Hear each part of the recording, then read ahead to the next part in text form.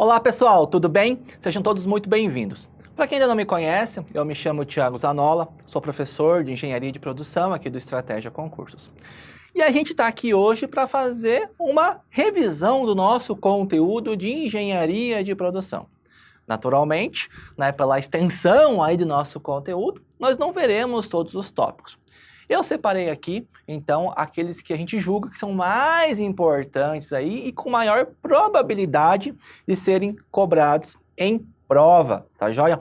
Nós teremos aí cerca de 2 horas para tratar de um conteúdo bastante extenso, como eu já disse. Por conta disso, a gente vai tratar rapidamente dos tópicos, que a ideia justamente hoje o que é? É que você revise o conteúdo, que deixe ele fresco na sua memória para a hora da prova. Se você tiver dúvidas, sugiro que você volte aí no seu material em PDF, e dê uma olhadinha. Acompanha também, essa nossa revisão, você tem aí um material aí anexo, cerca aí de 200 e poucas páginas de conteúdo, onde a gente tem uma revisão completa do conteúdo. Então também vale bastante a pena se você tiver a oportunidade de levar ali e revisar antes da prova, tá? Revisar antes da prova é bastante válido também, tá bom? Então comigo na tela, tá? Nós vamos fazer a revisão de Engenharia de Produção, tá? Vamos começar com alguns tópicos aí bastante básicos aí da nossa disciplina, para que a gente possa, então, seguir e crescer no conteúdo. Algumas coisas, bem tradicionais e bastante básicas aí, que vale a pena você lembrar para não confundir. Esses tópicos aqui, ele enseja aí mais um aprendizado das palavras-chave do que, na verdade, como funciona. E acredito quando eu falo para você isso, Tem coisas que realmente você tem que aprender para conseguir resolver uma questão de prova. Outras coisas, se você utilizar as técnicas aí de memorização de pontos-chave daqueles conceitos, já é mais que suficiente para que você consiga identificar a alternativa correta e acertar uma questão de prova. Então, bora lá. Olha só, quando a gente fala em produção, falou em produção, a gente está falando daquelas atividades que visam a realmente transformar alguma coisa. E se a gente está transformando alguma coisa, a gente está produzindo, a gente vai agregar valor a esse item. Então, nós temos, como princípio básico aí, os insumos que eles são processados, são produzidos, são transformados para que cheguem aí a nós tenhamos produtos ou tenhamos serviços, Tanto a produção quanto os serviços eles podem ser produzidos aí pela teoria da administração da produção. Função produção, algo aí que é bastante explorado pela nossa banca também, você pode entender lá que é alguma coisa que está dentro da produção, mas não é a produção em si. A produção em si é justamente o processo de transformação. Agora, função produção está ligada àquela área de processos decisórios. Olha aqui a palavra-chave que eu coloquei para você. Coordena os recursos. Se a gente está coordenando os recursos, a gente está tomando decisões. Está tomando decisões acerca da alocação desses recursos.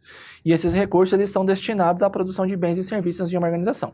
Tome cuidado que algumas vezes pode ter diferença. Quando falar em função de operação, é a mesma coisa que a função produção. Está ligada à coordenação de recursos, ao processo decisório. Só que na parte de serviço, nas empresas de serviços, a gente chama aí de função de operações. Até coloquei um quadrinho aqui para você não esquecer. Quando falar em função produção, são empresas de manufatura. Falar em função de operações, é de empresas que criam aí, produzem serviços. Os recursos de transformação, isso foi objeto de cobrança bem recente aí da nossa banca também. Ele vai trabalhar o seguinte, tá?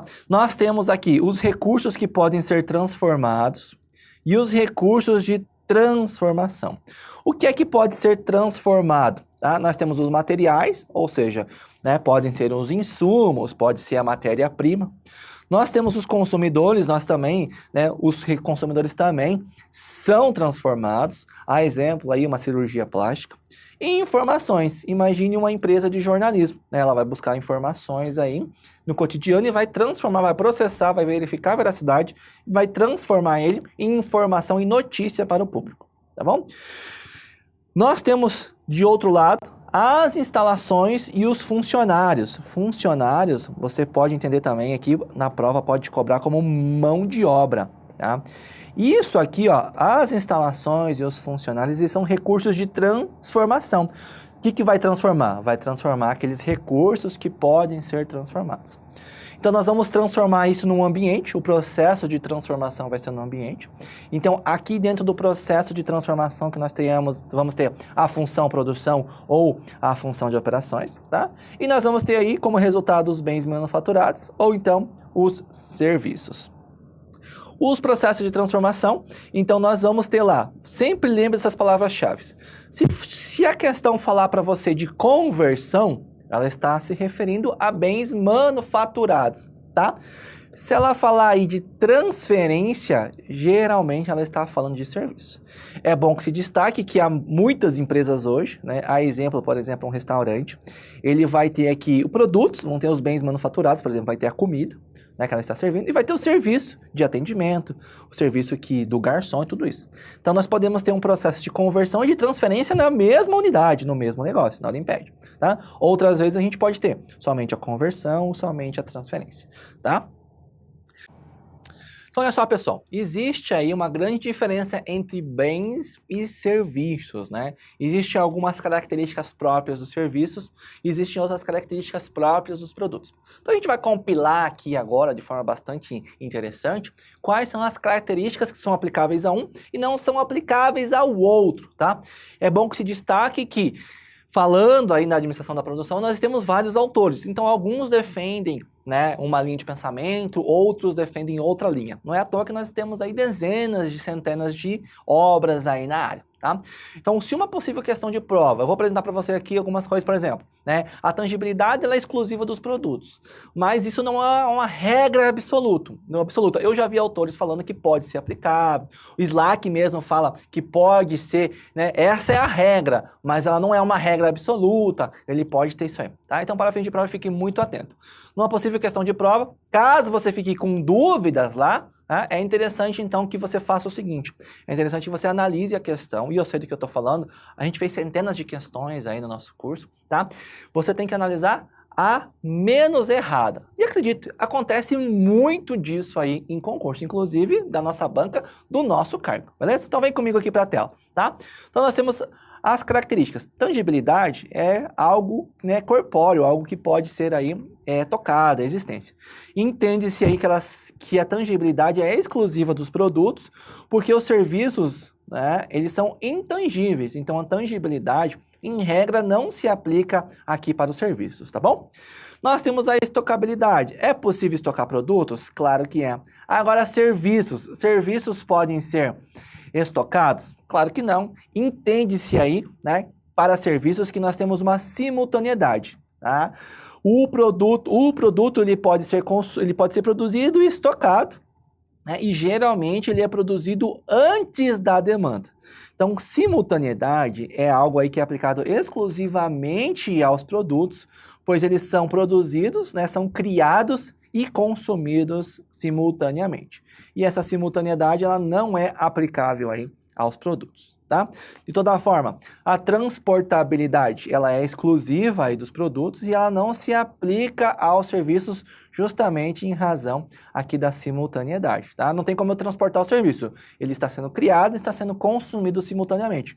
Por conta disso eu não posso estocar e também não posso transportar ele.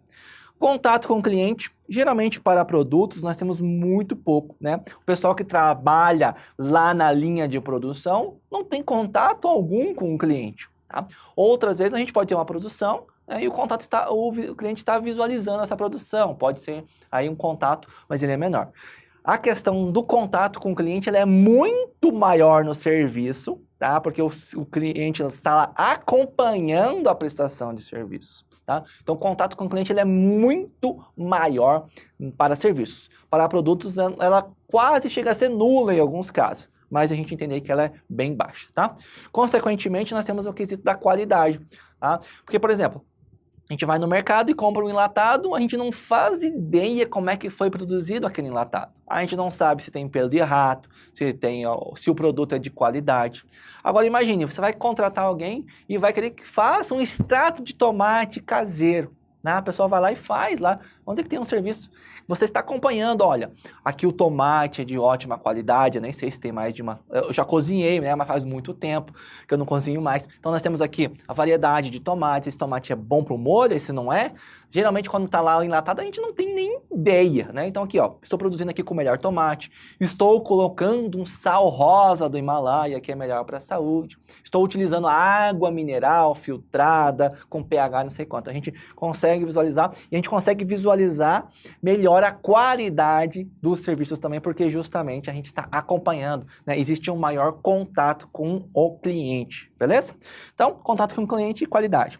E a questão da perecibilidade, e aqui nada tem a ver com produto perecível. Ah, vou comprar uma abobrinha, vou comprar uma alface, ela é perecível, mas a perecibilidade, tá, quer dizer que não podemos estocar, tá? Por conta disso, a perecibilidade ela não se aplica a produtos, porque eu posso estocar produtos? Claro que posso, tá? Então, a perecibilidade ela é exclusiva aí dos serviços. E nós temos a questão da variabilidade, tá? Nós temos aí, produtos são variáveis? São sim, mas em menor quantidade do que serviços. Porque um serviço ele costuma ser único, por mais que eu aplique as mesmas técnicas, os mesmos materiais, né? Uma pintura de uma parede não fica, possivelmente não vai ficar igual à do meu vizinho. Então nós entendemos aí que existe uma maior uniformidade dos produtos e uma menor uniformidade, consequentemente, dos serviços. De toda forma, ao contrário, existe uma maior variabilidade dos serviços e uma menor variabilidade aí dos produtos. Fechou? Nós temos aqui também outro tópico que é a gestão dos sistemas de produção e operação. Então a gente sabe, né? Nós temos os inputs, processo de transformação e vamos gerar outputs. O que você precisa saber? Se falar em processo produtivo, estamos falando aí do contato físico com o produto ou com o serviço. E o processo produtivo não inclui os processos de transporte e distribuição. Já o processo empresarial são os processos que geram serviços que dão apoio a processos produtivos. São os principais itens aí nesse tópico, tá? Nós temos aqui outra coisa que você precisa saber sobre os tipos de operação. E aqui são os 4 Vs da produção.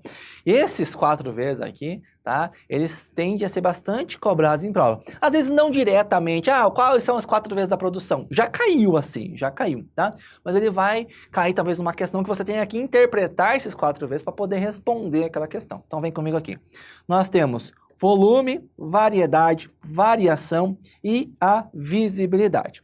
A questão do volume vai ser assim, ó. Quanto mais se produz, né, maior a produção, menor o custo de produção. Aí você deve ter estudado lá a questão do custo fixo, do custo variável, tem o ponto de equilíbrio, né? Então, por exemplo, vai funcionar assim, se eu produzir 100 unidades, eu vou ter um custo unitário, por exemplo, né, de 10 centavos de reais para cada unidade produzida. Agora, se eu chegar a produzir 10.000 unidades, o meu custo unitário ele vai baixar bastante. Vamos dizer que ele pode chegar a 2 centavos de reais. Então, às vezes, compensa eu ter uma maior produção para que eu possa trabalhar o preço deste produto aqui. Tá bom? Com a questão aí do volume, está diretamente ligado à questão da variedade, tá? Olha só. Quanto maior o volume, entende-se que é menor a variedade também, tá? Por quê? Nós temos lá tempo de setup, nós temos a especialização da mão de obra, nós temos o maquinário, às vezes nós temos produtos diferentes, tá? Eu trabalhei bastante tempo aí numa indústria, então é o seguinte, vamos fazer esse produto em lata, beleza. Agora eu quero fazer em sachê. Então tinha que parar a produção, fazer o setup e daí produzir. Produzir eu só precisava de, por exemplo, 100 caixas, agora vamos voltar para a lata. Então era outro setup. Então, se eu tenho um volume muito alto, a minha variedade é menor. Se eu tenho uma variedade maior, eu tenho um volume menor consequentemente. Tá joia? A variação, então, também são as mudanças em virtude dos níveis de demanda. Tá? Então, a questão da demanda no mercado, a gente estudou bastante isso aí, e a demanda é legal, né? Porque quando a gente estuda demanda, tá lá a previsão da demanda. Mas previsão da demanda é um tópico que é cobrado dentro aí, por exemplo, das provas da Sesgran Rio, como se fosse pesquisa operacional. Né? É dentro lá da pesquisa operacional. Já vi livros especializados falando disso. Tá? Então, tem pesquisa operacional, tem um monte de questão, beleza, mas elas versam principalmente sobre a questão da demanda. A mesma coisa, por exemplo, gerenciamento de projetos. É o assunto mais cobrado aí em provas da Petrobras para engenheiro de produção, por exemplo, né? Provas da Transpetro aí para engenheiro de produção também, tá? Só que se você analisar as questões de prova, ele tem muito pouco a ver com a parte do PMBOK. Tá? Na verdade, quando ele cobra o PMBOK, a SES Gran Rio cobra lá a questão de gerenciamento de projetos ligados, ele vai cobrar a literalidade do PMBOK, acredite, tá? Por isso que a gente tem que usar o que diz o PMBOK. O certo era você ler todo o PMBOK, mas ele tem quase 600 páginas lá, não é viável para fim de prova. Então a gente separou a cereja do bolo aí nas nossas aulas também, tá? E por isso tem muita citação lá do PMBOK, porque quando cai na prova, cai aquela citação exatamente conforme está ali, tá bom? E dentro do gerenciamento de projeto, a maioria das questões que cobram sobre gerenciamento de projeto, nas provas da SES Gran Rio, estão falando sobre o caminho crítico, o método PERT, o método CPM, tá? Então, se você analisar, por exemplo, vem lá, é o que mais caiu, por exemplo, sei lá, 15 questões até hoje, tá? Se você pegar lá, mais da metade está falando sobre o método do caminho crítico, a questão da teoria das folgas, a questão do método PERT, tudo isso aí está dentro desse tópico. Por isso que nós vamos ver ele na revisão também hoje, porque é um dos que eu julgo mais importante aí, tá? Voltando aqui. Nós temos a questão da visibilidade, então o quanto a operação é percebida pelo cliente. Naturalmente em serviço é maior, em manufatura ela é menor. Fechou? Outro tópico aí sobre o sistema de produção. É uma classificação que eu trouxe para vocês aqui, tá? Porque já caiu em prova pedindo a classificação. Então esse quadrinho aqui, ó, serve para você saber do que a questão está falando. Então olha só. Natureza dos produtos, nós temos bens ou temos serviços. Sobre o grau de padronização, nós temos os padronizados e nós temos aqueles personalizados. Os personalizados aí pode ser chamado também sob encomenda. Pelo tipo de operação, então nós temos os contínuos, nós temos os discretos, nós temos os repetitivos em massa, repetitivos em lote, por encomenda e por projeto. Todos esses aqui são classificados pelo tipo de operação, tá? O em massa, repetitivos em massa, ele pode ser chamado de larga em escala. O em lote pode ser chamado linha de produção ou flow shop. O por encomenda, job shop ou funcional. O por projeto pode ser chamado por unitário, layout posicional fixo. Tem várias coisas na literatura aí que podem ser trabalhadas na hora da prova. Os ambientes de produção, então nós temos lá o fazer para estoque, produção para estoque, eu vou produzir o produto e vou manter ele em estoque, depois eu vou mandar ele para o mercado. Nós temos aqui, olha, montagem sob encomenda. Na montagem sob encomenda eu tenho as peças prontas, tá? E eu vou montar o produto completo depois que a ordem do cliente for fechada. Nós temos aqui, ó, fabricação sob encomenda, que é diferente da montagem. Aqui eu só vou fabricar quando eu tiver a encomenda feita. E nós temos também a engenharia sob encomenda. Então, imagine só, vou construir uma casa. Vou construir uma casa. Aqui uma engenharia sob encomenda. Nós vamos ter um engenheiro ou um arquiteto que vai fazer este projeto da nossa casa. Tá? Vai fazer esse projeto. Depois que o quê? Pagar ele, né? Fechar o contrato, naturalmente. Ninguém vai fazer. Nem se você parcelar, vai ter que pagar a primeira parcela, a segunda parcela, talvez, para que ele comece a fazer, tá bom? Então, nós temos esses ambientes de produção. Tem mais alguns outros aí que a gente vai ver também. E nós temos temos o fluxo do processo. Pode ser processos em linha, processos em lote e processos por projeto. Rapidamente, para a gente revisar os principais pontos, tá? Então, pela natureza dos produtos, nós temos aqui, ó, manufatura de bens e prestação de serviços. Manufatura de bens, a gente está falando aí de bens tangíveis, né, de produtos. E prestação de serviços, então nós estamos falando aí de bens intangíveis, bens intangíveis também, tá? Pelo grau de padronização, tranquilo, padronizados, nós vamos ter uma uniformidade e nós temos os também sob medida. As principais diferenças é que para o padronizado, nós temos alta produtividade, baixa customização e grande padronização também. No sob medida, nós vamos ter uma baixa produtividade, nós temos aí uma alta customização e uma baixa padronização. Imagine, por exemplo, que nós tenhamos aí, né? Você vai lá comprar terno, vai comprar um terno da Hugo Boss, por exemplo. É uma linha de produção que faz aqueles ternos. Pode vestir bem, como pode não vestir bem. Agora imagine, né? A Hugo Boss, vamos dizer que faz lá 100 ternos por dia daquele daquele modelo e tal. Agora, por exemplo, vai no alfaiate. O alfaiate, às vezes, ele precisa lá de uma semana para fazer um terno. Mas vai ficar com a manga no local certo, né? No comprimento certo, no tamanho certo, no ajustamento, no acinturamento, tudo certo, tudo que você precisa, tá? É um serviço mais customizado, sim, mas consequentemente a minha produtividade é mais baixa, beleza? Voltando aqui, pelo tipo de operação, então nós vamos ter os contínuos, então nós vamos ter os discretos. Cuide com essa classificação, já cobrou em prova falando, ó, o que é, por exemplo, o que não é uma operação discreta. A discreta é produção em massa, produção em lote, o jobbing e a produção por projeto, tá? Os contínuos aqui, eles não vão ter nenhuma classificação posterior, tá? Então, olha só, nós temos aqui, ó, produção em massa. Então, quando a gente fala em produção em massa, a gente está falando de produção em grande escala. Os processos repetitivos em massa, né, é essa característica que eles vão ter. Grande volume, baixa customização. Tome cuidado para não confundir com a customização em massa. Quando a gente fala em customização em massa, você tem que entender o seguinte. Imagine que você vai comprar um computador. Se você entrar no site da Dell, por exemplo, você pode ir lá, tem os modelos padrão lá, né? Nós temos o Inspiron 15R, temos o 14R, temos vários modelos.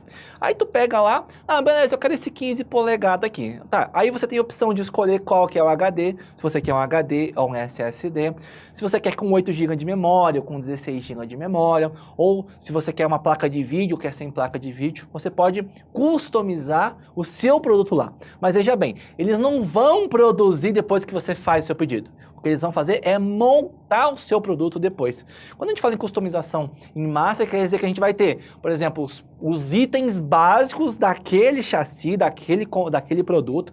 Vamos ter todos os itens básicos. Não é uma infinidade não, nós vamos ter limitado. Nós vamos produzir, através da produção em massa, dessa forma, grandes volumes e vamos deixar nos estoques.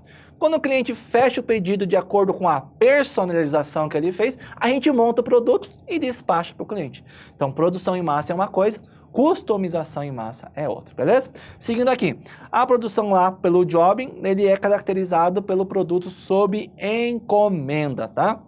Encomenda.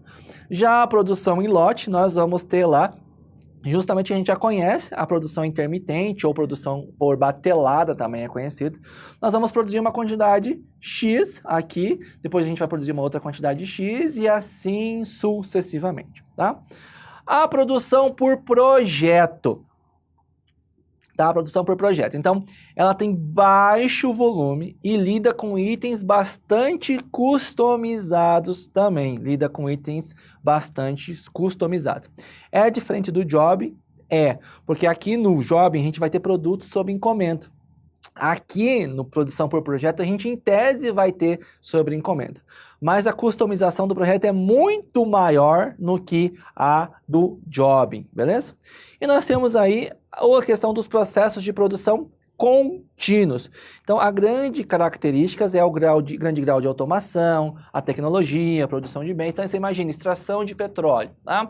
Nós temos lá, né, bastante automação, bastante maquinário atuando, por exemplo, tá? Lógico que nós temos a mão de obra especializada, né? Mas é, por exemplo, uma questão de produção contínua, né? A gente não consegue individualizar o produto, beleza? Seguindo aqui, existe aí uma relação que é feita por Slack, tá? Isso aqui é do livro do Slack de 2009, Administração da Produção, e ele vai falar o seguinte, ó, nós temos aqui, ó, baixo volume e alto volume, e nós temos baixa variedade e alta variedade. Veja, nos projetos nós temos aqui, ó, baixo volume ou baixíssimo volume, possivelmente vai encontrar com baixíssimo volume, e nós temos uma variedade muito alta. O job, ele tem aqui, ó, mais ou menos baixo o seu volume de produção e vamos ter uma variedade alta também. O lotes ou bateladas, ele vai ser aquele intermediário, então nós temos aí mediano, aí a questão da variedade e do volume. Em massa, a gente vai ter um volume mais alto, né, e uma variedade mais baixa. E os contínuos, nós vamos ter aí um volume mais alto ainda, né, altíssimo volume e baixíssima variedade. É uma relação que você pode encontrar na hora da sua prova. Qual é o tipo de processo que vai te dar o maior volume de produção dentro, né, dos que a gente está falando? É o contínuo. Qual que vai te dar o mais alto índice de variedade? São os projetos. Moleza, tá? Planejamento e controle de produção, ele está ligado aí, né, à área de decisões da produção.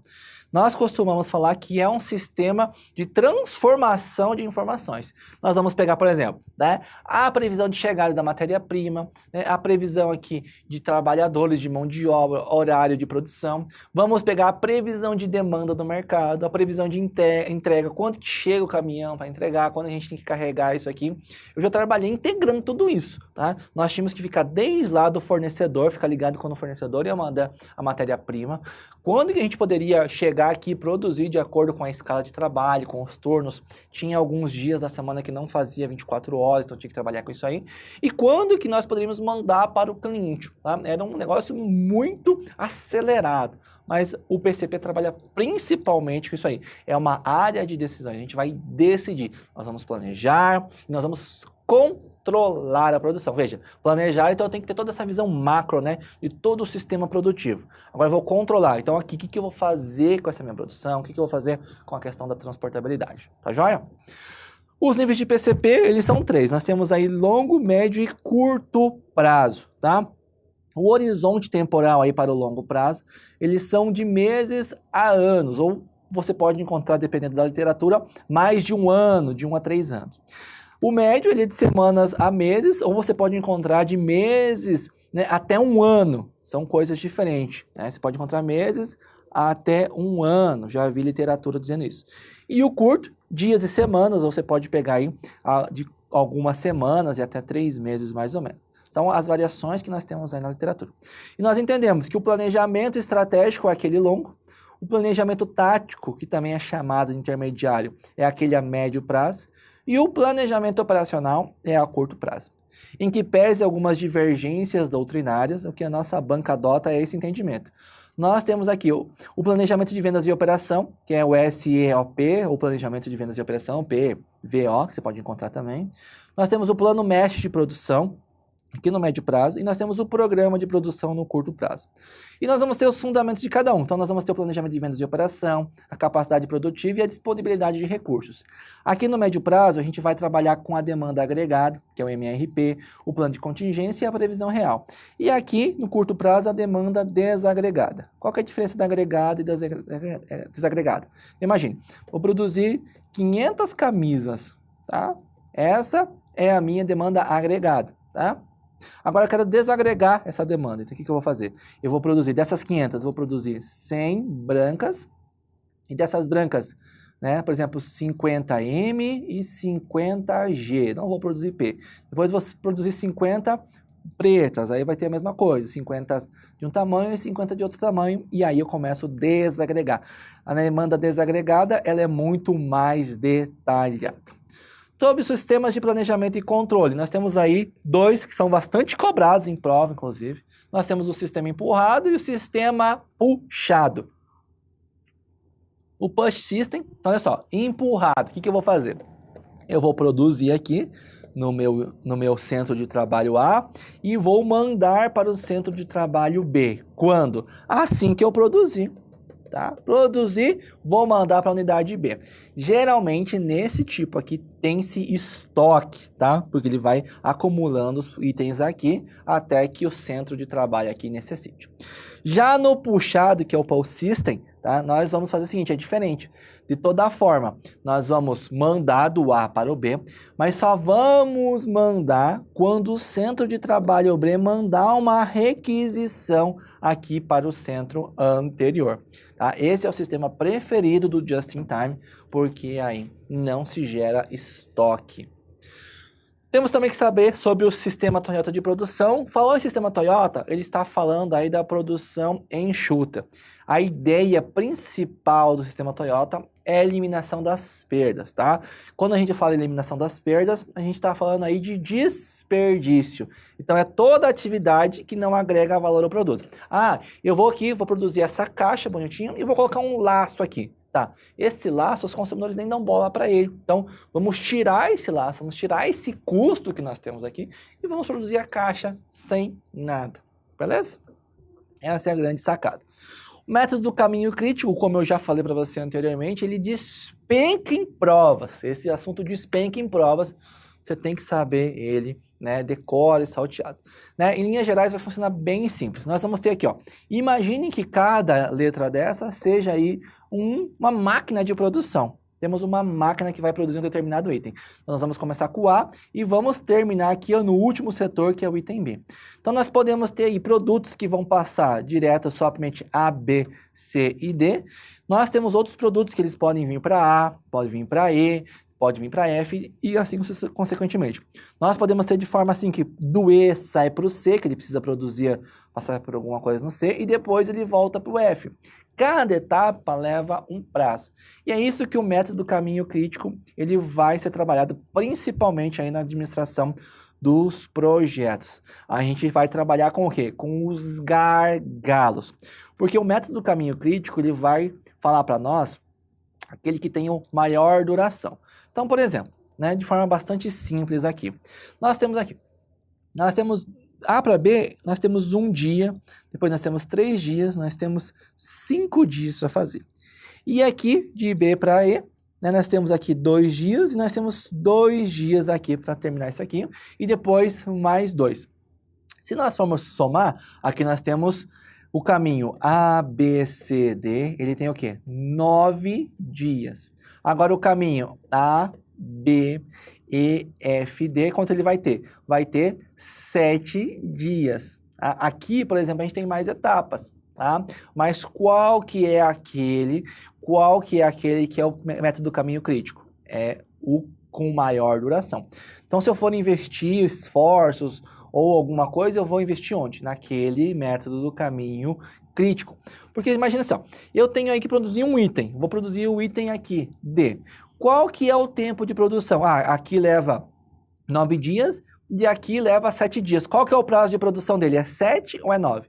É 9 dias. Então aqui, consequentemente, a gente vai ter aqui uma folga aí que nós chamamos de 2 dias nesse fluxo.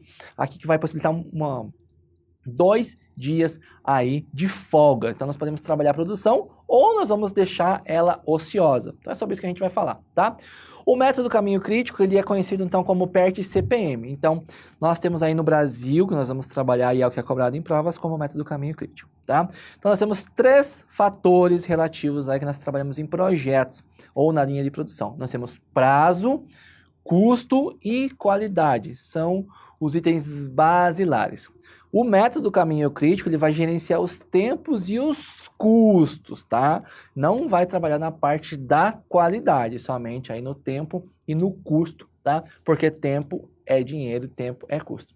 Peguei uma questão bem simplesinha aqui, tá? Não, ela é da Prefeitura de Salvador, uma questão que caiu bem recente e as questões da nossa banca são idênticas a essa aqui. Falou em método do caminho crítico, tá? Ou falou em projeto de rede, a gente estudou projeto de rede também, né? Falou em método do caminho crítico, falou em projeto de rede, é isso aqui que ele vai dar. O que ele quer descobrir aqui? Eu trouxe essa questão porque eu achei ela bem interessante, inclusive mais interessante que questões aí da própria Sesgan Hill, por exemplo. Olha só, quando você vai seguir isso aqui, né, parece estranho, é uma molécula aí de química, não tem nada a ver, tá? Ele está dizendo os caminhos, ó, temos essa unidade, várias unidades aqui. Veja, aqui ele colocou, inclusive, nessa questão, colocou números, que é para dificultar também. O que eu vou fazer? De forma muito simples, eu vou gerando os caminhos, ó, até chegar aqui no último. Então, temos o caminho o quê? Ó, A, F e K. A, F e K, por exemplo. Quais são os tempos? Nós temos 5, 2 e 3. Então, nós temos aqui, ó, 11 dias. Temos 11 dias. Se a gente for seguir outro caminho, por exemplo, aqui, ó, o caminho B, o caminho E, o caminho J e o caminho L. Nós temos outro caminho que cai aqui. Então, nós temos 2, 5, 7, 11 dias. Também deu 11 dias.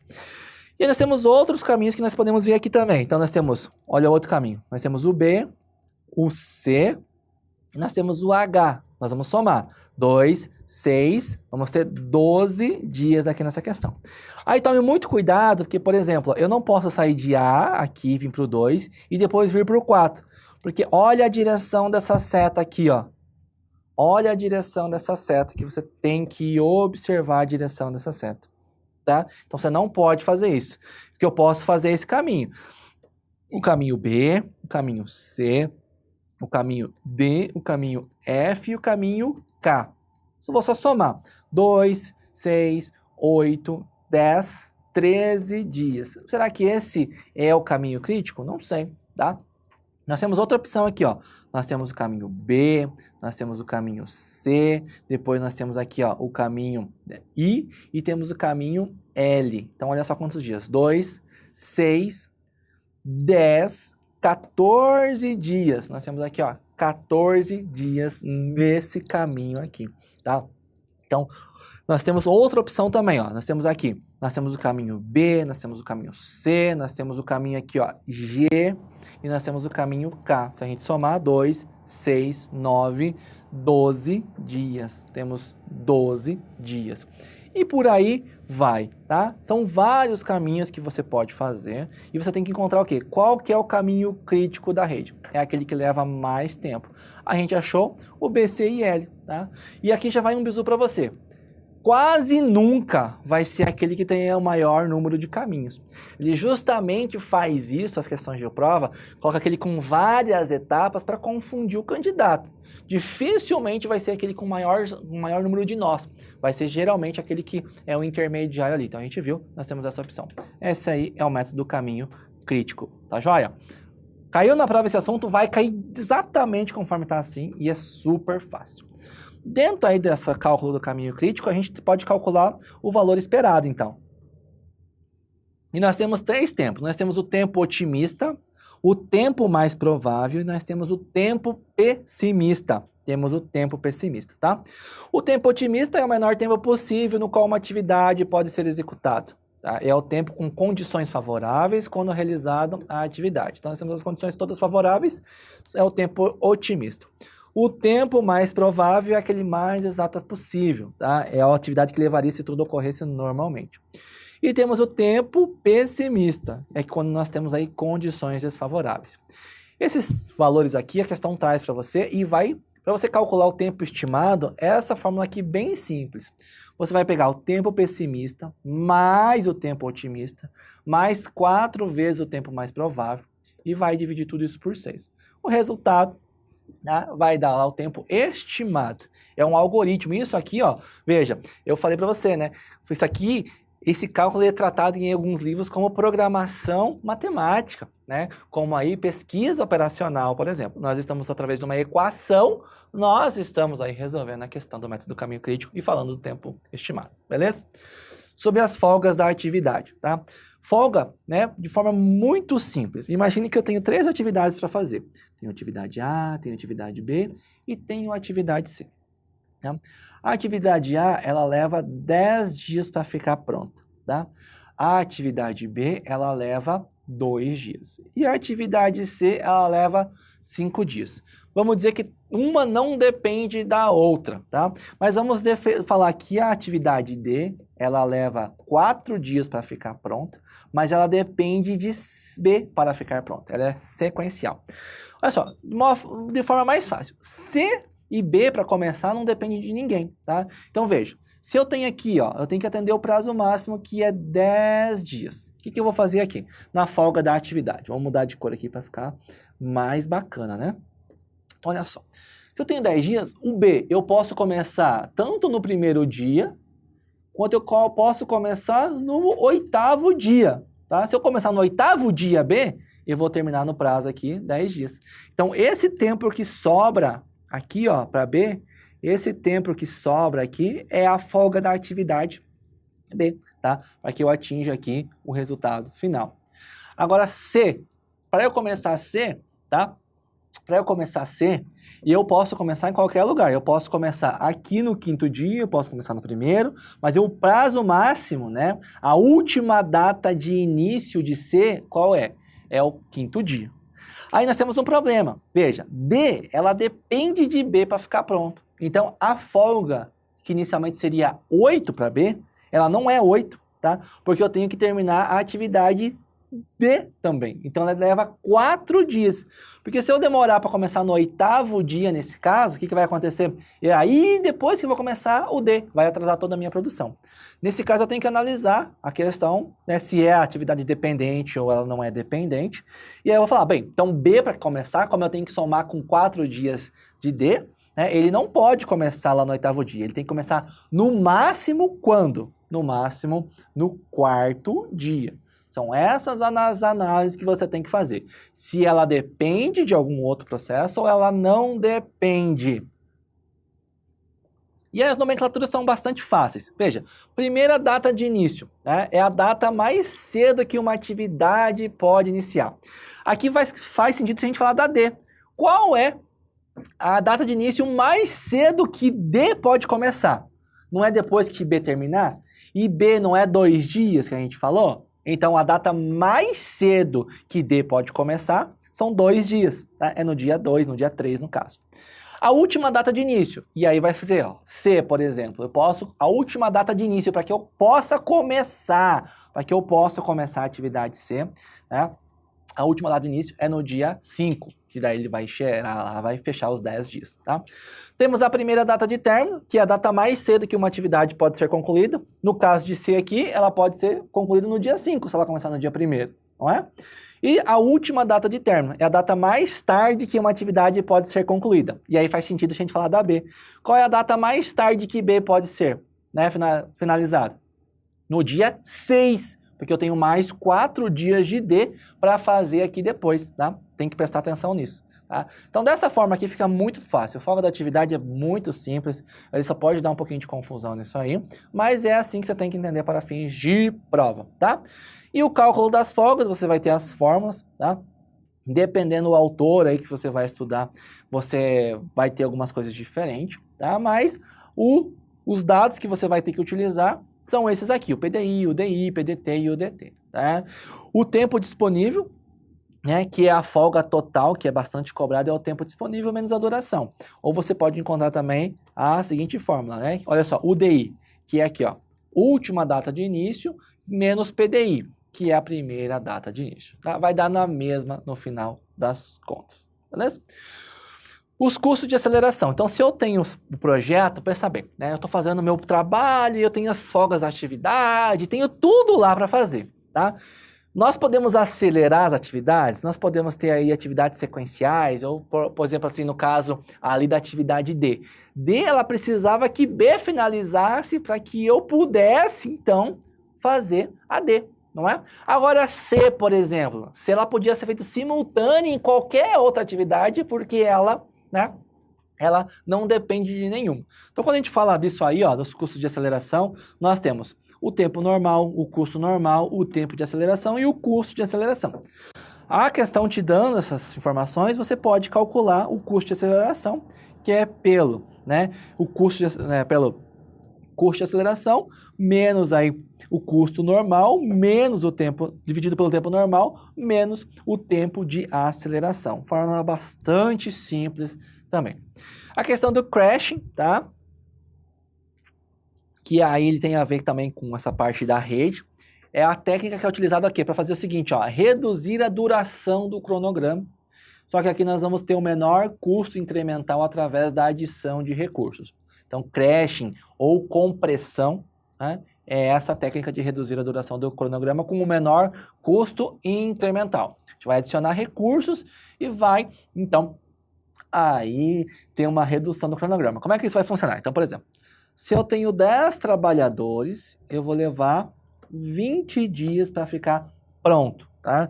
O meu custo, né, além dos trabalhadores, vamos dizer, sei lá, o meu custo por trabalhador, de forma bastante simples, por exemplo, ele é R$1, vamos dizer $1, por trabalhador, e cada dia que eu fico aqui, eu pago mais 5. Isso aqui vai funcionar principalmente quando a gente vai atrasar o projeto e nós temos multa, tá? Temos multa.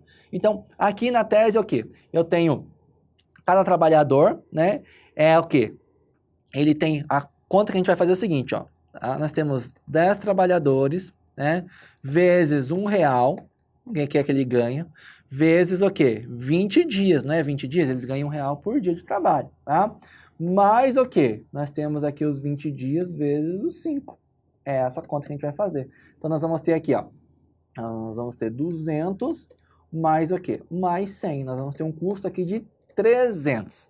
Aí a gente vai colocar, vamos tentar fazer uma compressão disso aí? Então, vamos lá. Se eu colocar, por exemplo, se eu colocar mais 5 trabalhadores, vamos dizer que eu consigo reduzir, em tese, em 5 dias, o meu tempo aqui. Né? O meu tempo sei lá, de produção. Então, a gente vai fazer o seguinte, nós vamos ter 15, aí a conta é a mesma coisa, nós vamos ter 15 trabalhadores, tá? Então, vamos lá, nós vamos ter 15 dias agora, naturalmente, tá? Vezes quantos trabalhadores? Vezes 15 trabalhadores, vezes R$1, beleza? Tá? É isso aí. E nós vamos ter o quê? Mais 15 dias vezes 5, tranquilo. A gente vai somar. Aqui vai dar quanto? Aqui vai dar 75 com mais 15 vezes 15.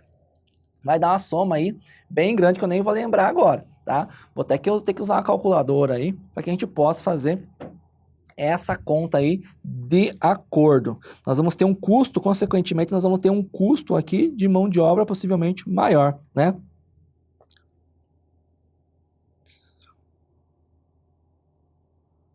Então, nós vamos ter aqui, ó, nós vamos gastar mais com mão de obra, tá? Vamos gastar mais com mão de obra. Qual que é o resultado final? Ó, na prática aqui, ó, vai fechar o mesmo custo, tá? É válido? Aí depende, veja. Se eu tenho 20 dias para terminar ainda, mas o meu prazo pelo contrato é 15 dias. Vale a pena a antecipação? Vale, porque eu vou deixar o quê? De recolher a multa ao final do contrato. Né? Agora, por exemplo, se a gente já diminuísse a quantidade de dias, por exemplo, né? Se a gente teria 14 dias de trabalho, olha só, aí já começa a reduzir. Então, tudo isso é a técnica do crash, tá? O paralelismo, também chamado aí de fast tracking, é a redução do cronograma sem reduzir os seus trabalhos, mas a gente vai obter uma sobreposição. Então, quando você pega uma análise de projetos, a gente vai ter uma atividade aqui, depois a gente vai ter uma atividade aqui, uma atividade e assim sucessivamente. Quando a gente vai fazer o paralelismo, a gente vai tentar sobrepor essas atividades. Então, o que eu vou fazer? Opa, essa atividade aqui, ela pode começar antes, consequentemente, essa aqui pode começar antes, e essa aqui, ela só pode, por exemplo, começar depois que terminar essa. Tá? Então, eu vou ter uma redução, eu vou sobrepor o máximo possível de atividades, tá bom? E já que a gente falou de projeto, é questão de a gente falar da demanda. Ó. Veja, a demanda dependente são aqueles itens que uma depende do outro item. É o que a gente falou lá da atividade. A A vai começar, né? Mas o dele só pode começar depois que o B terminar. Então, ela depende, tá? A gente pode aplicar isso para produção. E da independente, não. Ela pode começar, no caso do exemplo que a gente usou, ele pode usar a C, por exemplo. O C ele vai poder começar a produzir em qualquer. Ela é independente, beleza? Isso é aplicável para a produção. Para o mercado, né, nós temos a demanda dependente, que é quando o consumo de um item depende de outro item, tá? E na demanda independente, né, ela não depende de nenhum outro item e sua previsão somente depende do mercado consumidor. A gente pode fazer exatamente a mesma coisa aí, produção dependente e produção independente. Tá? Com isso, né, nós podemos estudar a análise da demanda, que ele representa o quê? Na verdade, representa a compra efetiva. Não representa a compra efetiva, né? Mas sim somente a intenção de comprar. Tá? As previsões são úteis para toda a cadeia de valor, tá? Isso a gente vai trabalhar também com o supply chain, beleza? Existem aí vários métodos de previsão de demanda. Nós temos os métodos qualitativos e os métodos quantitativos, tá? Os qualitativos, os mais comuns, são a predição, opinião de executivos, pesquisa de mercado, estimativa de vendas, o método Delphi. Temos também os indicadores econômicos. Os quantitativos, nós vamos fazer contas, nós vamos usar fórmulas matemáticas. Então, nós temos a regressão simples e temos a regressão múltipla. Aqui também temos as médias móveis, a suavização exponencial, projeção de tendências e temos a decomposição também, são os métodos quantitativos. Tá bom? Quando a gente fala aí sobre previsão de demanda, nós temos alguns padrões aí, tá? Temos alguns padrões. Tá? Então, nós temos a horizontal, a tendencial, a sazonal, o cíclico e o aleatório. cada um desses, veja. O horizontal é a flutuação de dados em torno de uma média constante. A tendencial, nós vamos ter um aumento e uma redução. Qual que é a grande diferença? Por exemplo, horizontal, temos aqui o gráfico. E o gráfico, ele vai se manter como? O gráfico ele vai se manter aqui na horizontal, né? Ele vai ter pequenas variações aqui, mas ele está horizontal. Agora veja, se eu tenho, por exemplo, um tendencial, o que acontece? Eu tenho o gráfico aqui, ó, ele está mostrando para mim uma tendência. Ela pode ser de crescimento ou pode ser também uma tendência de baixa. Nós temos o sazonal, então ele vai ter aí, dependendo do dia da semana, na hora do dia, na estação do ano. Então, por exemplo, nós sabemos que fim do ano aí se consome mais panetone, mais espumante, por exemplo. Agora, durante o ano também é consumido? É, mas em menor quantidade. Nós temos o cíclico, tá? Que eles são aumentos graduais e elas são menos previsíveis. Alguns autores já haviam até chamado de sazonal e cíclico a mesma coisa, mas o sazonal vai ser o seguinte, olha, dependendo, vamos dizer um supermercado, a gente sabe que tem os picos aqui, ó, alguns horários de atendimento que são, né, que tem mais gente. Um banco também, horário do almoço ali entre 11h30 e 1h30 é horário que dá mais gente para atendimento, porque é hora que o pessoal ali vai do comércio, vai lá para ser atendimento, então é o pico, tá? Agora, por exemplo, essa sazonalidade ela é prevista, a gente sabe que ela vai acontecer. Agora, na ciclicidade, ela é mais imprevisível. Por exemplo, lotou de gente agora 2 horas da tarde, vamos dizer, 10 horas da manhã, o banco abriu, tem já 1.000 pessoas para atender. O que aconteceu aqui? Não sabemos. O governo liberou o saco de FGTS, então, ó, choveu. É alguma coisa que era prevista? Não, não era. Vai acontecer sempre isso? Não sabemos. Pode ser que o governo libere o saco de FGTS ano que vem, ou daqui 2 anos, 3 anos, daqui 10 anos de novo. Então, é alguma coisa assim mais imprevisível. Tá, joia? Essa é a grande diferença. E a aleatoriedade também é a variação imprevisível da demanda, tá? Aconteceu, né? Nós tínhamos aí, se você tinha um produto que estava vendendo aí no mercado, que era um moedor manual, né? O pessoal usa o mixer e tal, mas tem um moedor manual de legumes. Isso aqui apareceu num programa de TV aí, Masterchef, aí, de criança, sei lá, alguma coisa. Ó, acabou o produto no mercado. Mas estava previsto. Não, veja, eles fizeram, mas se acabou o produto na venda, na gôndola do mercado, é porque a demanda ela foi maior do que o planejado. Não é verdade? Então, é aí que acontece a aleatoriedade, é uma das possibilidades. Os métodos qualitativos, os quantitativos a gente nem vai falar porque eles são as fórmulas matemáticas que você já tem que levar para a prova. Os qualitativos que podem gerar mais confusão, né, tá aqui já esquematizadinho, então nós temos a predição, que ele é totalmente subjetivo, tá? É uma aposta, é um sentimento, cara, eu acho que vai acontecer isso, eu estou sentindo o mercado. Nós temos a opinião dos executivos, que você pode encontrar também como aí júri de executivos ou opinião de especialistas também, é a mesma coisa. Então as pessoas vão trocar opiniões, experiências e conhecimentos técnicos. Ele pode ser tanto da diretoria, como pode ser até uma assessoria, né, externa. Temos a pesquisa de mercado, temos uma estimativa de vendas, e você não pode confundir, meta é uma coisa, estimativa de vendas é outra. Geralmente as pessoas confundem. Nós temos o método Delphi, que é aí um método aí que nós vamos ter o consenso de especialistas, e esses são anônimos. E nós temos os indicadores econômicos também. Vejam, vende-se mais carro zero quando a economia está boa, né? Quando aí, enfim, aí o IPI está zerado e por aí vai. Então tem que pensar tudo isso aí também, beleza? Seguindo, nós temos aí a decomposição em séries temporais. Essas questões aqui da decomposição em séries temporais são a tendência, a ciclicidade e a aleatoriedade são características da decomposição em séries temporais. Você vai trabalhar com média ponderada, média suave, média com suavização e tudo por aí, tá? As características você tem que saber, tá? Então nós temos a tendência, que é a orientação geral, se é para subir ou para baixo. Tá? A ciclicidade, são os padrões aí de consumo, você pode encontrar também aí como sazonalidade, e nós temos a aleatoriedade, é bem simples também. Temos pulsos e passos, tá? O pulso é uma mudança temporária repentina, então aqui é o meu gráfico de consumo, e veja, ele deu aqui um pulso, mas ele já retornou para o local, de novo, a demanda já... Tá, é uma mudança temporária. Agora, quando a gente fala em passo, é uma mudança permanente e repentina. Então, a minha previsão era essa e eu tive aqui um aumento. A minha nova previsão vai ter que ser trabalhada aqui nessa outra faixa. É a grande diferença. Temos também os valores discrepantes, tá? Nós tivemos aqui um aumento aí, né, muito bom no consumo, na demanda. mas a gente não sabe por quê, tá? A gente não sabe por que que teve, tá? Então, valores discrepantes, eles não puderam ser explicados. E essa questão do pulso, do passe e dos valores discrepantes, eles devem ser considerados para quando a gente vai fazer a análise da demanda. A gente não pode desconsiderar sob pena de fazer a demanda errada. Veja, né, nós tivemos aqui, por exemplo, um valor discrepante. Então, nós tivemos 3 meses que o consumo dobrou. Pro ano que vem eu vou fazer essa previsão com esse valor aí? Não, porque eu nem sei por que que teve esse aumento desses 3 meses. Se eu souber o motivo, beleza. Ah, nós tivemos uma campanha de marketing ali que, beleza, deu certinho. Então, se eu for fazer essa campanha de novo nesse mesmo período, eu já posso prever que eu vou ter um aumento da demanda também. Agora, eu não sei por que que aconteceu. Eu vou colocar esses valores adicionais na minha previsão de demanda? Não vai não. Esses valores você tem que considerar e tirar aí da análise da demanda. Fechado? Voltando para cá.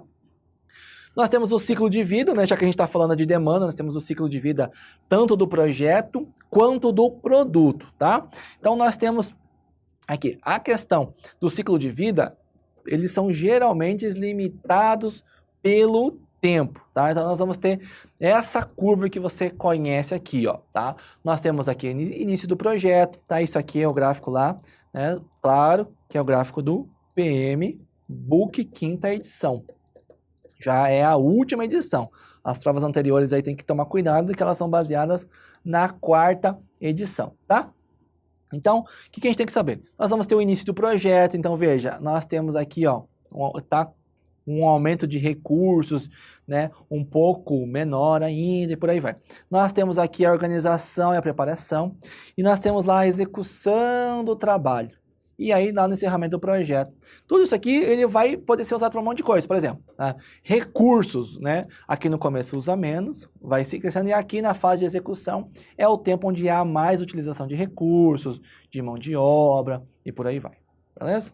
Há um outro gráfico também, que você pode encontrar em provas aí, trabalhando o tempo, né? Iniciação, planejamento, execução, controle e o encerramento do projeto. São as fases aí de acordo com o cronograma. Tá? Então, nós temos lá, iniciação é quando a gente vai começar o projeto. Nós vamos definir os dados, né, e o escopo inicial do projeto.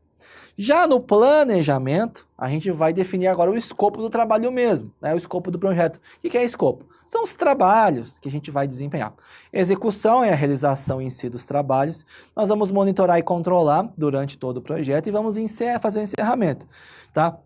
Então, nós vamos ter a avaliação e vamos ter aí algumas auditorias, por exemplo. Então, veja, a iniciação vai usar esse tempo, o planejamento vai usar esse, a execução, né, o controle vai ser durante todo o processo e o encerramento, tá? São os ciclos que você precisa saber. Nós temos os graus de incerteza e isso é legal, tá? Aqui nós estamos no início do projeto. Quando a gente está falando assim, ó, vamos iniciar um projeto de 3 anos aí, tá? Logicamente, lá no início, eu tenho mais risco e mais incerteza também se nós vamos cumprir o cronograma, se o custo vai ser aquele, tá? Então é muito elevado, tá? De toda forma, o lado contrário é se eu quiser mudar o meu projeto logo no começo, o custo de mudança é muito menor. Imagine que você vai fazer um projeto aí, você contrata um engenheiro, um arquiteto vai fazer um projeto. E ele faz todo o projeto, aprovei, começamos a fazer a obra. Aí, putz, agora eu quero mudar isso aqui, quero mudar. Quero tirar essa parede, quero fazer aberta. A gente vai ter que tirar essa parede que foi feita a laje, vamos ter que tirar essa laje, fazer uma nova fundação, uma nova viga, fazer isso, aquilo. O custo é muito alto. Agora, se lá no início do projeto, eu fiz o projeto, não, eu quero tirar essa parede, quero tirar aqui, fazer isso. O custo é muito menor. O máximo que você vai ter que fazer é pagar lá para o projetista alterar o projeto dele, fazer os novos cálculos e por aí vai. De toda forma, no início do projeto também a influência, né, do cliente é muito maior. Porque ele quer mudar agora, quero mudar, estou aqui no começo do projeto, quero mudar. Beleza, vamos mudar. Agora lá no finalzinho, tá, né, só falta, por exemplo, pintar a casa, né? A possibilidade de mudança, ela é muito menor. Ela existe, mas ela é muito menor. Geralmente a gente vai aceitar o resultado. E se a gente quiser mudar, olha o que vai acontecer na tela, tá? Se eu quiser mudar na fase do projeto, beleza. Agora só falta pintar a casa. O meu custo vai ser muito mais elevado. E aqui é a mesma coisa, esse gráfico representa a influência, tá? Influência aí do nosso cliente. Sobre o ciclo de vida dos produtos, aproveitando o gancho aí, ele vai trabalhar com o que nós conhecemos aí, né, com a curva, com essa curva aqui. Então, presta atenção, nós temos aí a parte de introdução, crescimento, amadurecimento e declínio. As provas versam falar o seguinte, quando é que dá mais dinheiro? Vai dar mais dinheiro na fase de amadurecimento. Tá vendo aqui, ó? Vendas, tá? Na introdução, e eu já vi, inclusive, Kotler fala o seguinte, nós temos aqui, na parte da introdução, ou na parte do... Ele coloca uma quinta fase, que é o projeto. Esse gráfico vai vir assim, ó. Né? A gente vai ter só o quê? Só vai ter prejuízo. Porque o projeto pode não dar certo, né? Nós podemos ter aqui, ó, saldo negativo de faturamento, porque a gente não está vendendo, está projetando. É uma visão do Kotler, tá? A Sesgram Hill utiliza mais isso aqui. Nós temos a introdução, crescimento, amadurecimento e declínio, tá? Declínio é a hora que o produto deve ser retirado do mercado. A prova vai perguntar assim, ó, deve ser decidido retirar o produto do mercado na fase de crescimento. Não, o crescimento está crescendo, ele vai chegar à fase de amadurecimento, onde é que vai me possibilitar mais ganhos. Na verdade, a decisão para retirar o produto ele deve ser lá no final, lá no declínio. Então, muita atenção, isso não pode ser absoluta. Se nós projetamos um produto e ele deu um problema, por exemplo, está dando reação nas pessoas, aí se é um produto alimentício, ou, enfim, né, ele por qualquer motivo não está se adaptando aí ao clima do Brasil, um produto estrangeiro. A gente pode tirar nas outras fases, não é uma verdade absoluta. Mas, na regra, vai retirar na fase do declínio. Voltando para cá, tá? Nós temos as mesmas fases, tá? Tá aqui, ó. Kotler diz o seguinte, né, ele coloca essa quinta fase, que é desenvolvimento do produto, e ele vai falar, veja, o meu custo aqui, ó, ele chega a ser negativo, o tempo que eu vou despender, e as vendas são muito menores e vai me dar aí prejuízo. Fechou? Falando agora da cadeia de suprimentos. Então, quando você vai falar da supply chain, tá, que tem a ver com a parte de estoques, tem a ver com o planejamento de rede, tem a ver com o método do caminho crítico, tá? A cadeia de suprimentos é a seguinte, imagine a minha empresa, eu produzo isso, mas eu não existo sozinho no mercado. Eu compro aí, eu tenho 20 fornecedores. Os meus fornecedores têm outros fornecedores. Tá? E aí eu tenho meus clientes do outro lado. Então eu tenho o meu cliente aqui, os atacadistas, por exemplo. E aí eu tenho o cliente final ainda. Tá? Eu tenho o cliente final. Então tudo isso aí é a minha rede, né, de suprimentos, a minha cadeia de suprimentos, a minha rede de supply chain, rede de suprimento, é a mesma coisa. Tá? A prova vai cobrar. Vem cá comigo. Tá?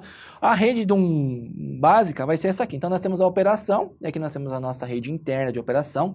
E nós vamos ter aqui os fornecedores que trazem a matéria-prima, por exemplo, direto para mim, tá? E temos também os clientes no qual eu revendo direto, eu vendo direto para eles. Esta é chamada de rede imediata de fornecimento. São os clientes de primeira camada e os fornecedores de primeira camada.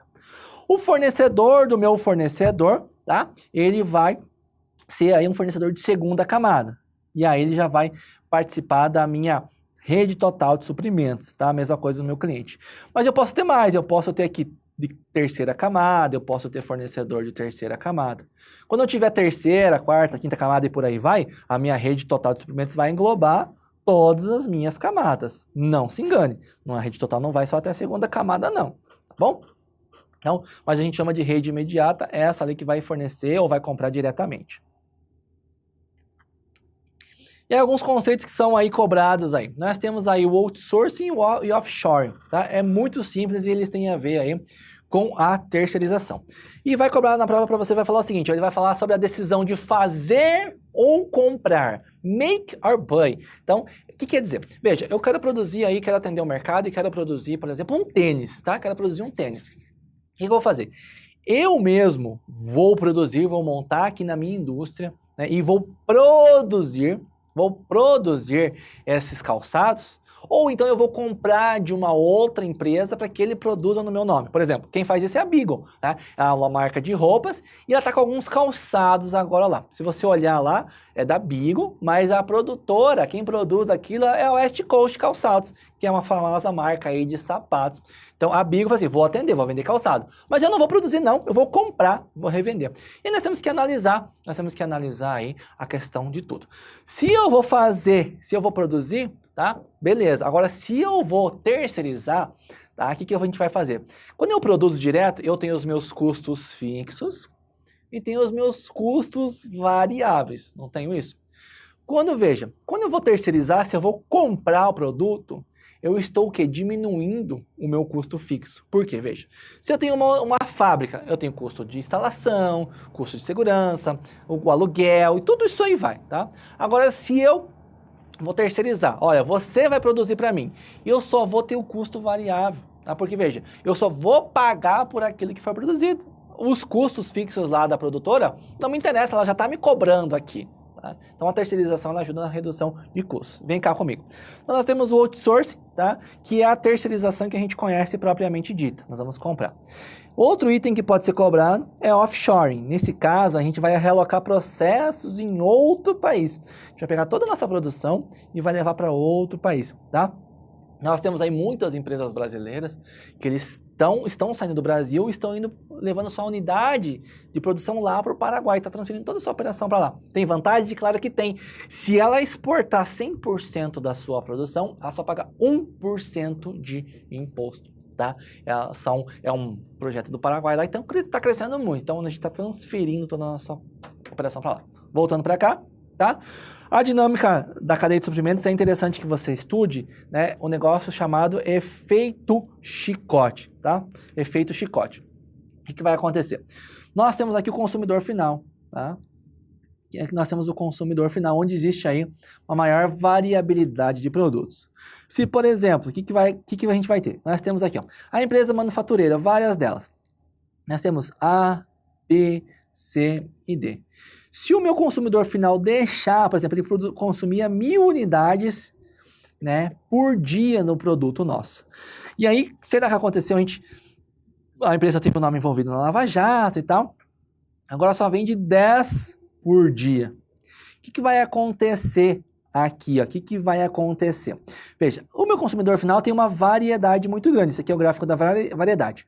Mas quanto mais fundo eu for na cadeia de suprimentos, a minha variedade diminui, porque às vezes eu posso ter aqui o cara que só faz, por exemplo, vamos falar do calçado, o cara que só faz sola, o cara que só faz cadarço, o cara que só faz, por exemplo, sei lá, né, faz o couro e por aí vai. A gente vai diminuindo. Agora o cliente final aqui, ele consome tudo. Tá? Agora você imagine, toda a minha cadeia de suprimentos, né? Eu tenho aqui, ó, a minha empresa, eu vendo calçado, eu vendo 1000 unidades por dia, mas eu tenho todos os meus produtores atrás. Se eu deixar de produzir 1000 por dia e parar a minha produção, produzir 10 por dia só, vender 10 por dia, o que vai acontecer? Nós vamos falar que chama-se efeito chicote, porque o efeito mais forte, ele vai ser lá na ponta. Por exemplo, o mercado consumidor aqui é o cabo do chicote, então é ele que vai ditar o rumo, né? Onde que o chicote vai dar o seu efeito mais forte, a batida mais forte? Lá na ponta. Eu nunca levei chicotada não, mas é o que o pessoal fala, né? Vai ter lá no final é o efeito mais forte. Então, aqui o consumidor no cabo do chicote e aqui o meu fornecedor primário lá, tá? Ele vai sentir um impacto muito forte desse efeito chicote, porque ele só produz aquilo e só vende para mim, por exemplo. Então ele vendia 1000 sola por dia e agora vai vender 10.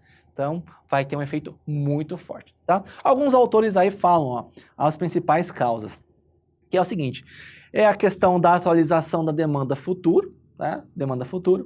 Temos a questão do acúmulo de pedidos e também temos a flutuação do preço, que é as principais causas do efeito chicote, tá bom?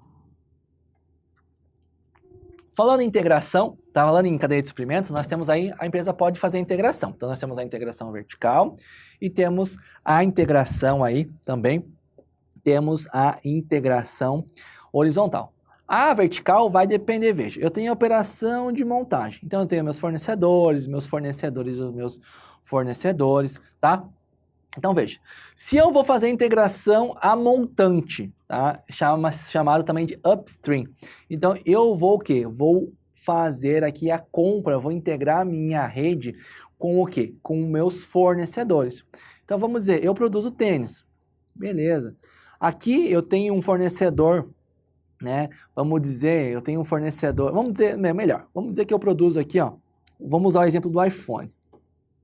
O iPhone ele é montado, tá? E nós temos a fabricação dos componentes, mas daí é o seguinte, o chip, né? O chip do iPhone é da Samsung. Aí a tela é de uma outra empresa A. Aí não sei o que lá, sei lá, os alto-falantes é da March ou da Beats, beleza. Aí a iPhone fala o seguinte, ela não quer mais comprar chip da Samsung. O que a gente vai fazer? Vamos fazer uma integração a montante, vamos montar ou vamos comprar essa fábrica de chips aqui. Eu estou integrando, estou juntando aí fornecedores. Do lado contrário, eu tenho também o downstream, que é chamado de integração a jusante. Eu posso comprar clientes, sabia? Então veja, eu tenho minha operação de montagem, montei, e eu tenho os meus atacadistas, eu revendo para lojas aqui. Tá? E as lojas vendem para os varejistas, para os clientes aí finais. Assim, não, eu vou revender direto o meu produto, mas aqui eu só monto. Então eu posso comprar uma rede de supermercados, eu posso comprar, por exemplo, aí, uma rede de lojas, eu posso criar as minhas próprias lojas, tá? Digamos, você quer ver um exemplo? A Natura, né? A Natura tem lá e tem as suas revendedoras. Então, ela vende, a revendedora repassa o produto. Né? Ela tem um lucro aí de 30% por produto vendido, tá? A Natura fala assim, agora eu não quero mais pagar esse lucro aí. E eu vou contratar consultores, vou pagar um salário mínimo por mês para revender. Tá? Então, todo o lucro, na verdade, fica para a Natura e ela vai pagar um salário mínimo para essa Natura. Pode pegar uma outra, pode pegar a mesma, tá? Se ela pegar a mesma, beleza, já tem experiência. Se pegar outra também. Ou ela pode, vou montar loja, só vou vender meus produtos em loja agora, tá bom? Pode acontecer um modelo contrário também. Até muito pouco tempo atrás, o Boticário você só comprava nas lojas. O que a Boticário fez? Expandiu. Agora tem as consultoras, igual da Natura e da Avon, aí, da Jequiti. Né? Nós temos as consultoras que vendem, tem o livrinho da Boticário e vendem produto da Boticário também. Então nós podemos deixar de fazer essa integração, tá? Temos também a integração horizontal. Então aqui na horizontal a gente não vai comprar ou vai montar unidades aí. A gente vai comprar concorrentes, tá? Concorrentes, tá? Nós temos aqui, ó, por exemplo, a gente tinha os produtos básicos. A Schweppes, a Sprite, a Fanta, a Coca-Cola, e por aí vai. A Coca expandiu os seus negócios. Ela comprou o Suco Mais e comprou o Suco Vale, tá? Ela comprou a Des também e ela foi mantendo. A Suco Mais, por exemplo, ela tirou do mercado. Ela manteve a Suco Vale somente a marca Vale. Ela comprou, né, o Chamate Leão lá, o líquido, né, o chá em líquido já pronto, não a granel. Também comprou alguns iogurtes e tal, tá? Eles têm também outras questões lá de produtos e está ampliando o seu portfólio de produtos. Então, na horizontal, eu vou comprar, por exemplo, um concorrente, tá? É isso que vai acontecer, essa é a grande diferença, tá? Beleza? Falando sobre engenharia de métodos, né? Sabe, bastante simples também, você tem que saber todas aquelas fórmulas. Então, engenharia de métodos é o estudo dos tempos e dos movimentos, tá? O que interessa para nós aqui é isso aqui, olha só. O estudo do método, vamos realizar análises para determinar o melhor método para execução. Veja, melhor método. Já a medição do trabalho, né, nós vamos aí o quê? Nós vamos verificar o tempo ideal para se executar uma tarefa específica. E aí nós vamos estudar os tempos aqui. Estudo dos movimentos, a melhor maneira. Estudo dos tempos, tá? Nós vamos estudar qual que é o tempo ideal para a execução naquele trabalho. Mas ele tem a ver também com o estudo dos métodos. Olha, hoje eu aperto os botões assim, na lateral, tá? Ah, beleza, se a gente mudar o método, apertar o botão por cima, a gente vai ganhar aqui no tempo, a gente fez um estudo aí, então vai ter tempo. Então, ele pode ser mesclado também, tá bom? Então, dentro disso aqui, o que pode gerar mais confusão é a questão do mapeamento aí dos processos, tá? Então, nós temos o diagrama, então ele vai representar de forma estática o início, o processo e o fim, tá? Os saídas, os métodos. Nós temos o fluxograma, ele já vai ser mais dinâmico, porque, veja, eu vou iniciar o processo e eu tenho um ponto de decisão. Então, veja, o fluxograma é dinâmico. O diagrama, ele é estático, tá? Veja, aqui o que está aqui dentro no diagrama é o que está aqui, ó. É o que está aqui dentro no fluxograma. Então, nós vamos ter aqui uma decisão. Então, nós podemos ter uma decisão. Fez, beleza, vai fazer isso. Não cumpriu, vai fazer isso. Até finalizar o processo por completo. Mapa ou fluxograma, ele vai representar o processo em uma planta ou uma área de atividade que se desenvolve, tá? Então, vai trabalhar aqui quais são os passos aí, qual é a movimentação, tá? Que ele vai andar para chegar ao produto e por aí vai. O diagrama de cordas, ele vai chamar aí, vai traçar como se fosse cordas, né? Sobre onde é trabalhado o deslocamento. Então, por exemplo, aqui tem deslocamento, né? Eu posso colocar uma máquina aqui? Claro que não, né? Vai ter que rever a questão do deslocamento também. Nós temos o mapa do processo, então a gente vai ter aí a questão de como é feito, desenhado aí por ícones aí, tá? Por símbolos padrões, você pode chamar também de ícones, tá? Temos o mapa de processos, então a gente vai ter aí uma carta de multiprocessos, tá? Temos também o blueprint, que é uma linha aí que vai trabalhando aí de acordo com a visibilidade do cliente, então nós temos aqui, nós temos linha de frente, retaguarda, suporte. Temos o simograma, também vai trabalhar de acordo com os símbolos aí, conforme vai trabalhando as etapas de produção. Temos o pictograma, você já conhece, né? São esses desenhos aqui, identificadores. Temos o cronograma físico-financeiro, então a gente vai ter o prazo, temos a data e temos aí a quantidade de dinheiro também que vai ser posta dentro disso aqui. Temos o diagrama homem-máquina, onde a gente vai determinar aí o tempo de trabalho, o tempo parado, o tempo do ciclo. E é isso aí, tá? Questão da gestão ali de meta de desempenho é muito fácil mesmo. Eu trouxe só os principais pontos para que a gente pudesse avançar em outros. Gestão da manutenção, tá? Então, qual que é a grande ideia? Manter em funcionamento as instalações e os equipamentos. Nós podemos aumentar o desempenho, reduzir os custos e também, consequentemente, aumentar a vida útil desses itens aí. Então, a manutenção ela vai se dividir em planejada e não planejada. Né? Geralmente você tem lá preventiva e preditiva, e a não planejada é reativa, você vai agir de acordo com ela.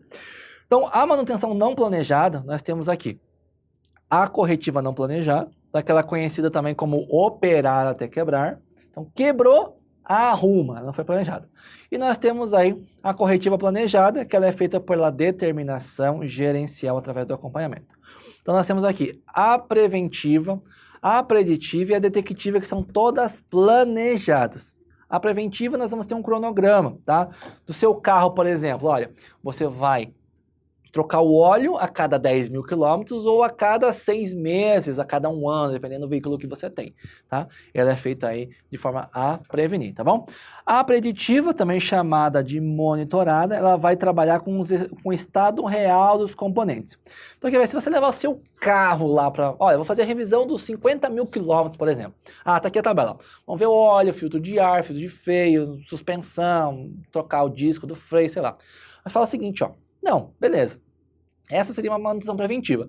Mas faz o seguinte, dá uma olhada aí como é que estão esses itens, tá? Aí o cara fala, olha, realmente a gente fez, trocou e não trocou as pastilhas de freio, porque elas estão boas ainda, dá para rodar em mais uns 10 mil quilômetros, tá? Você está fazendo uma manutenção com base na preditiva, você está vendo a situação real.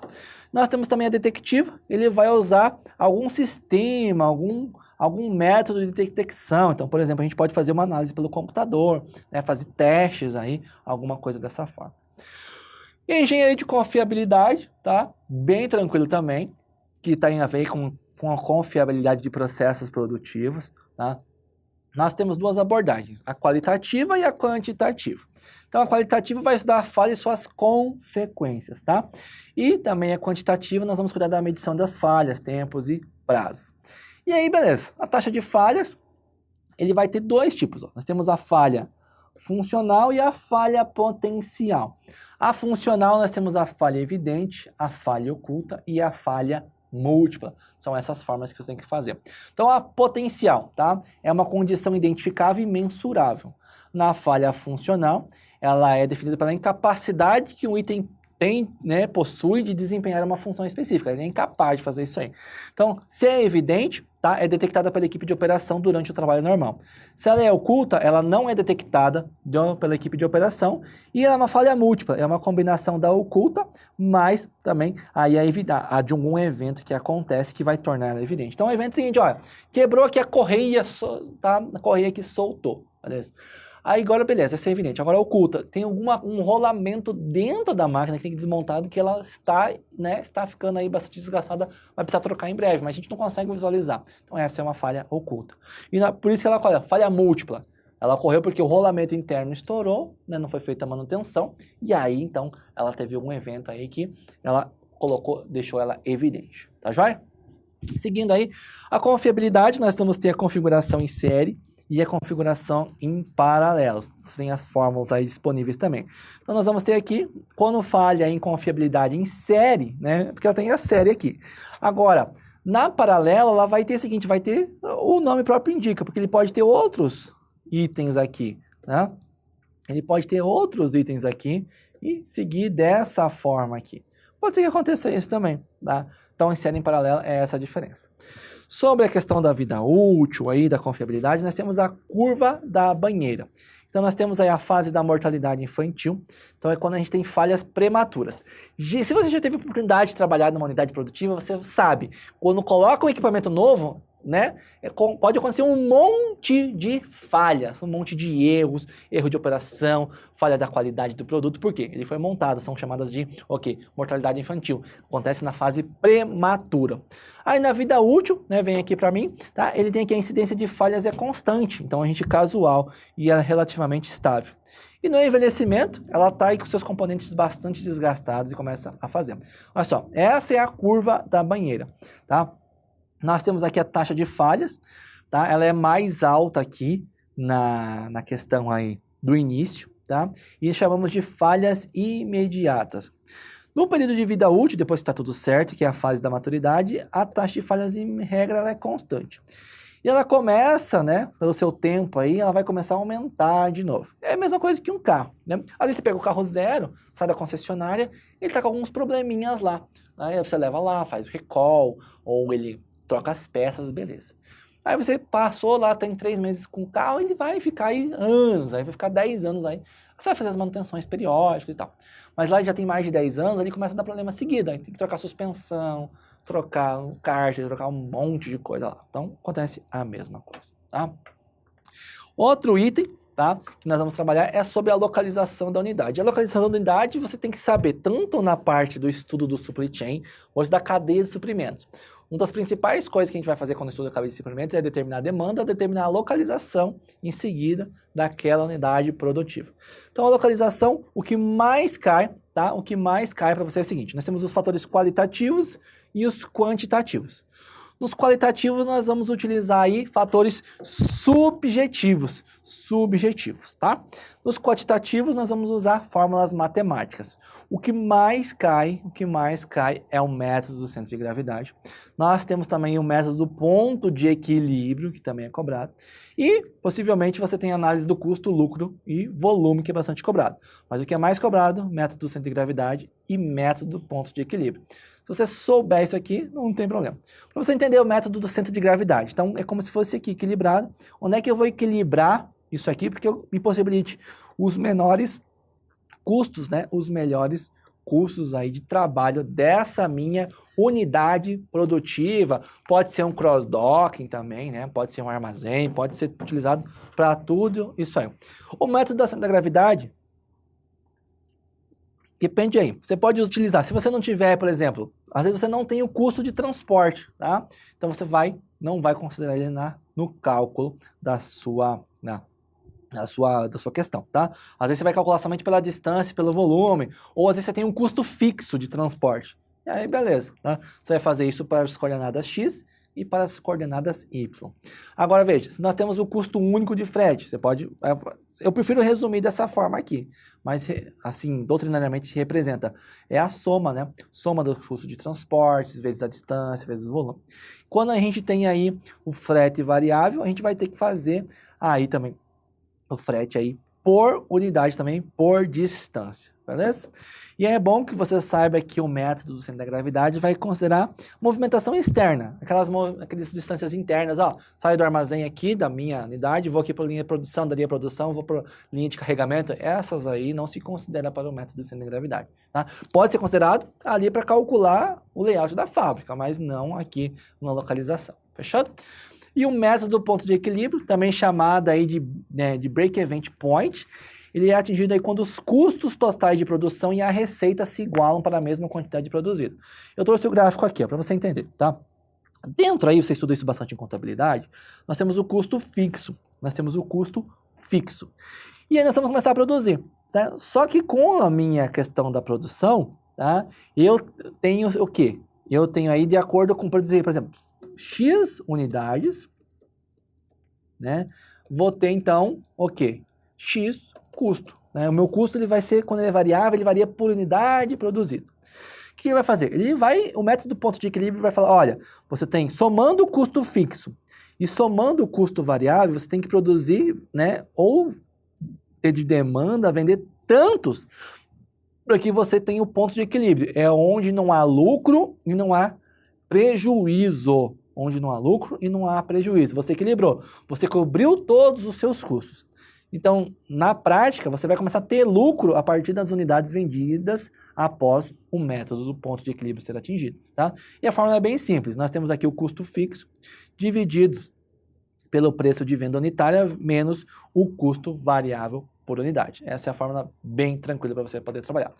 E a análise do custo, lucro e volume, você também vai trabalhar, vai analisar o custo, vai analisar o volume que você tem. Beleza? Sobre o arranjo físico, também de forma aí bastante resumida, porque a gente já estudou bastante isso aí, o que você precisa saber sobre o arranjo físico, tá? Nós temos aqui, ó, o que é mais importante que você saiba. Nós temos aí o tipo de processo em manufatura, a gente já viu, projeto, job, batelada, em massa ou contínuo.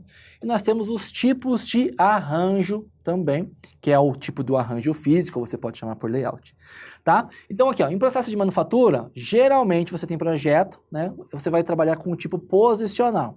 Por job, você pode ser posicional ou por processo. Bateladas por processo ou celular. Em massa, celular ou por produto. E o contínuo, ele, geralmente, né, em regra, vai ser aí somente por produto.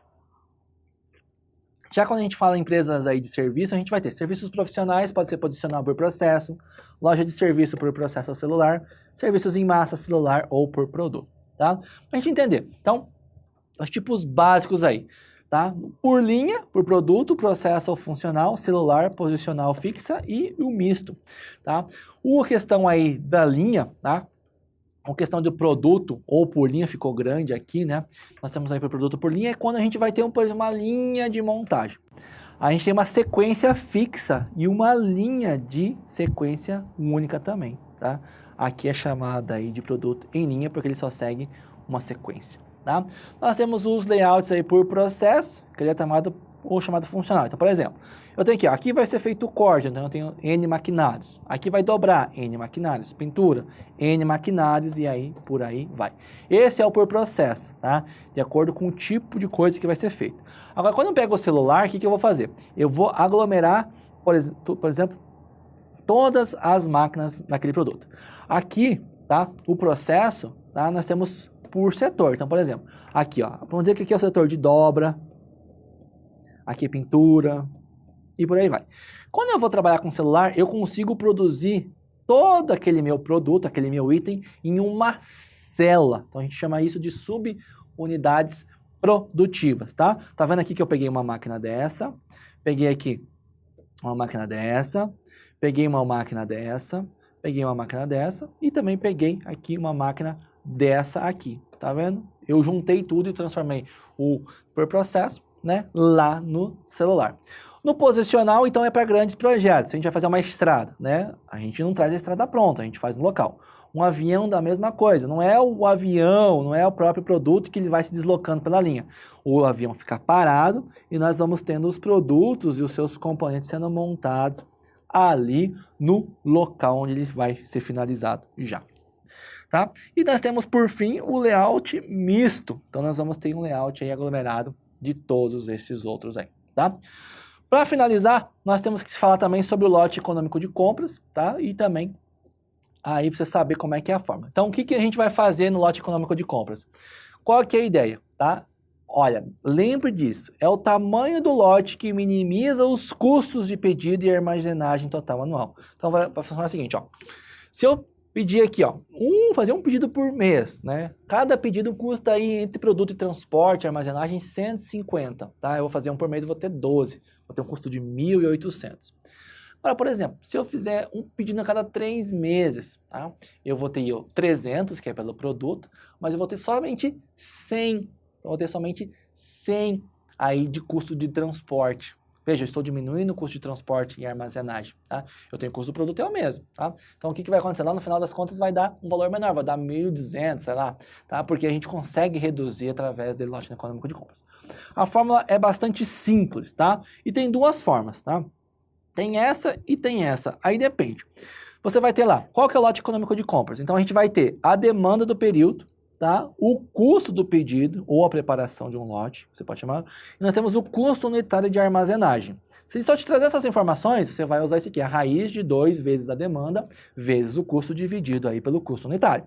Agora veja, se ele trabalhar com você, trabalhar em taxa de encargos financeiros, olha, né, eu estou tendo estoque, além do custo, eu tenho aí o custo financeiro, uma taxa de 1% ao mês, 1% ao ano e por aí vai. Aí você vai usar essa outra fórmula aqui. Aí você deve analisar as questões aí, as informações que a questão está te trazendo, beleza? Pessoal, sei que foi bastante rápido, mas a ideia justamente aqui é trazer bastante conteúdo e deixar você aí, né, com a memória fresca desses conteúdos para fazer sua prova, tá? Logicamente a gente precisaria, se fosse fazer revisão de todos os tópicos e de forma aprofundada, a gente precisaria aí de umas 12 horas, 15 horas, e não é o objetivo, você tem muita coisa para revisar, tá? Eu desejo, né, que você tenha aí um bom aproveitamento na hora da sua prova, que você fique tranquilo, não fique nervoso, você estudou bastante, o conteúdo pode parecer difícil, mas não é, você já estudou isso aí, lembra? Você já estudou, você está revendo agora. Então, em tese, o conteúdo deveria ser fácil para você, você não deveria encontrar muita dificuldade, tá? Então, se está com dificuldade, leia de novo, tá? Revise os principais pontos, faça as questões aí, principalmente, né, se for possível. Lembrando que você tem aqui, ó, o resumo aí de 200 e poucas páginas, vale muito a pena você pegar esse resumo aí e levar ele para a sua prova, beleza? Pessoal, muito obrigado, né? Desejo a vocês, a todos aí, a aprovação, que tenham um bom aproveitamento na sua prova. Valeu, muito obrigado!